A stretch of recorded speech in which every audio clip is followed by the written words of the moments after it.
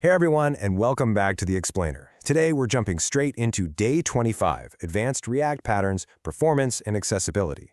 Look, if you've been tracking the front-end world lately, you know that building modern web apps in 2026 takes strategies that go way beyond basic component rendering. We're not just slapping interactive buttons on a page anymore, right? We're engineering highly interactive, data-driven, multi-platform experiences. And honestly, doing that with tools from even just a few years ago, that meant shipping absolute megabytes of JavaScript to the client and just wrestling with endless loading spinners. To fix that, we've had to completely upgrade our toolkit. So let's get right into the advanced patterns that are literally shaping today's enterprise standards. Okay, let's dive into this, because this is a real paradigm shift. For years, we thought of React strictly as just a UI library, for web and native. But that mental model, it's totally obsolete now. React is an architecture. We're shifting our perspective from viewing it as just a view layer to seeing it as a really sophisticated, full-stack architecture that seamlessly bridges the gap between the server and the client. It fundamentally dictates how your data flows, how assets are bundled, and how your user ultimately interacts with the final product. So here's our quick roadmap for today. First, we'll hit the modern React architecture, then move to streaming server rendering, tackle performance and optimization, dive into state management in 2026, and finally wrap up with accessibility and tooling. All right, starting off with Section 1, the modern React architecture. So, in modern setups, frameworks are letting you fetch data in async components that run exclusively on the server, or even during the build process. Why is this such a game changer? Well, imagine you need to render a really complex Markdown blog post. In the old days, you'd send this incredibly heavy parsing library all the way down the wire to the user's browser, making their device download and execute it. But now, you just read the file directly on the server, parse it right there, and send down pure, super lightweight HTML. You're drastically slashing that JavaScript payload. You keep the heavy lifting exactly where it belongs on massive server hardware, while your client side stays incredibly lean and totally focused on just user interactivity. Moving right along to Section 2, Streaming Server Rendering. And this brilliantly illustrates exactly how we solve that dreaded blank white screen we all hate. We do it with streaming server rendering and Suspense.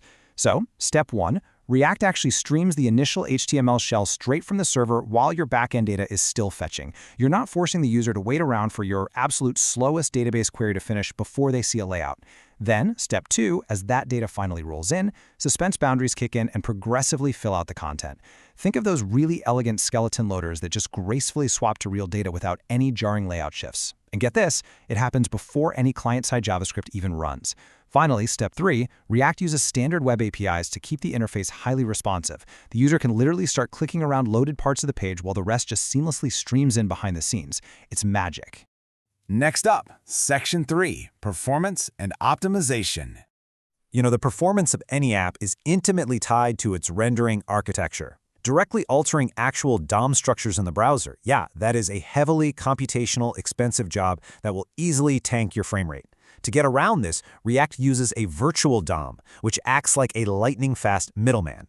When your app state changes, React updates this incredibly lightweight, in-memory representation first. Then, it runs a highly optimized reconciliation process, basically diffing the new virtual DOM against the old one, just to figure out the absolute bare minimum number of operations it needs to do. Only then does it actually touch the real DOM. It's a brilliant mechanism that lets developers code as if the whole page is re-rendering from scratch every single time, while the engine intelligently eats all that performance overhead. Now, what's really interesting about this slide is seeing exactly where React's approach sits within the broader 2026 framework landscape.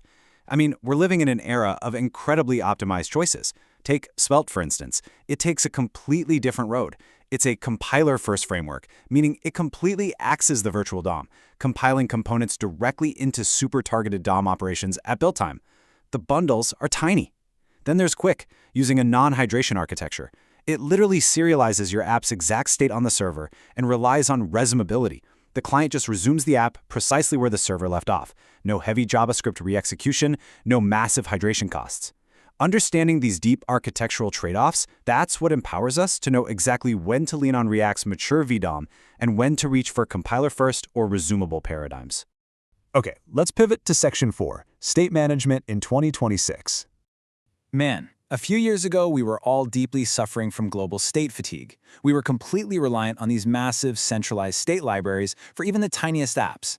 Remember writing like 3 different files and hundreds of lines of boilerplate just to toggle a dark mode button? Yeah, it made debugging a total nightmare. So the crucial point is that the mantra today is simplicity. In 2026, the gold standard is keeping state local by default. You manage UI interactions right there inside the component, and you only promote state to the global level when you absolutely positively have to, like holding onto a global user authentication token. But honestly, the biggest, most massive shift here is the rise of server state. Let's say you're building out an e-commerce dashboard. You've got product listings, order history, live inventory availability. Well, in the past, you'd be writing crazy complex reducers, dispatching actions, and manually stuffing all this backend data into a global client store. Today, modern tools just handle the whole shebang for you. They treat that data strictly as server state. They automatically manage the fetching, the aggressive caching, background revalidation, error handling, all of it, without you writing a single manual reducer. It literally obliterates unnecessary network requests, destroys front-end boilerplate, and effortlessly keeps your UI perfectly synced with your backend. And finally, Section 5, Accessibility and Tooling. Let's move to our final points and see how this builds into our top priorities as developers right now. First up, performance optimization has gotten insanely smart. Thanks to the React compiler, we are fully in the era of React without memo. The compiler actually understands your code and optimizes re-renders under the hood automatically. It completely frees you from that tedious chore of manually wrapping everything in memoization hooks. Second, developer experience is just supercharged. Modern React developer tooling makes it a total breeze to inspect deeply nested suspense boundaries or trace server-side component waterfalls. And third, inclusivity. It is strictly non-negotiable. Building accessible components from day one is just baked into modern enterprise standards now. We're talking robust area labels, super visible focus states for keyboard users, strictly semantic HTML. We aren't just building apps that are fast, we're building apps that are robust, resilient, and usable by absolutely everyone. And that wraps up our deep dive into the advanced patterns defining 2026. We've unpacked the huge architectural shift of React server components, the incredible perceived speed of streaming server rendering with Suspense, performance trade-offs across the modern framework landscape, the absolute simplification of state management, and the massive push toward highly accessible, smartly compiled development. It's honestly a staggering amount of power right at your fingertips. So I'm going to leave you with this one essential question. Are you ready to apply these modern enterprise standards to your own projects? Thanks so much for hanging out with me on this explainer. Keep building, keep experimenting, and I'll catch you in the next one.